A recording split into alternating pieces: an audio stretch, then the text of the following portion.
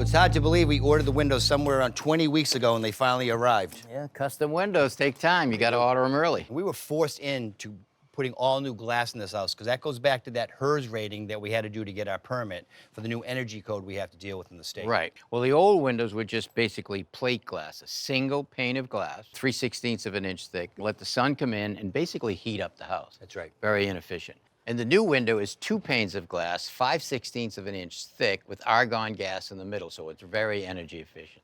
The jambs are fiberglass, so there's no wood to rot. These wedges right here are where we put the shims, and the manufacturer even pre-drills the holes for the screws, so it makes it nice and easy. The nailing flange is just a vinyl nailing flange for screws or nails, just the same as other windows. And even though these windows are a couple inches wider, we had a continuous header, so we didn't have to reframe that, just some new framing on the sides. And the architect wanted the glass to be very tight to the corner to have a very small trim detail. Yeah, she really wanted to maximize the opening, both in the glazing, but also in the trim detail, like you said. So it's really going to look nice with the contemporary design. It is. So our first step is to put this clapboard down the bottom. Right. The idea of using a clapboard is thick on one end and thinner on the other. So we'll put it down so now the sill is pitched downward. So if any condensation should occur under this window, it will naturally drain out. We're going to use this self-adhering flashing. Yeah. I'll hold this end up for you. Okay. Line it up. Good right there. Good? Yep.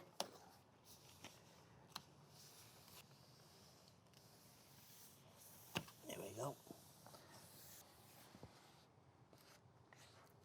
All right. Okay, let's peel it back for a second here, get this off. All right, when you pull that off, I'll push the middle down first, and then just scrape it away. There you go. Yep. This is just a plastic screen that we can flatten out all the bubbles. All right, one more piece. The beauty of the tape, it's doing two things. It's flashing for water, but it's also air sealing, so it's flashing for the air, too. All right, now we're ready for these corners. Now, these are pre-manufactured corners, already folded and bent, so we unfold them and they'll go right into the corner nicely and fill the gap and the corner.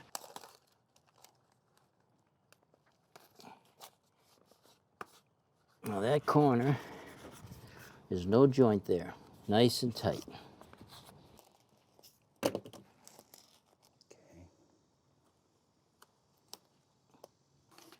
Now up the sides. All right, the rough opening's a little bigger than the window itself. Yeah, on all 4 sides.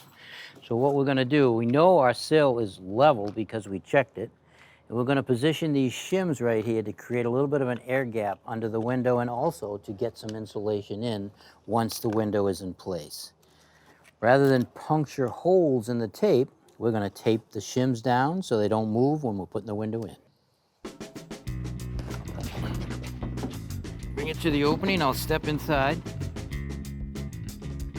The side's good. There you go. I can come this way about 1/8. That looks pretty good on this side.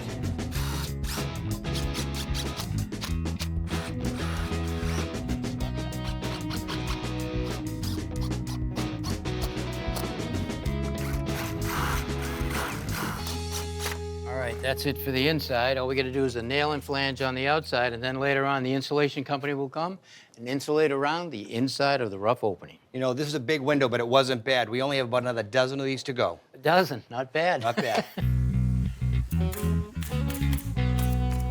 Thanks for watching. This Old House has got a video for just about every home improvement project, so be sure to check out the others. And if you like what you see, click on the subscribe button to make sure that you get our newest videos right in your feed.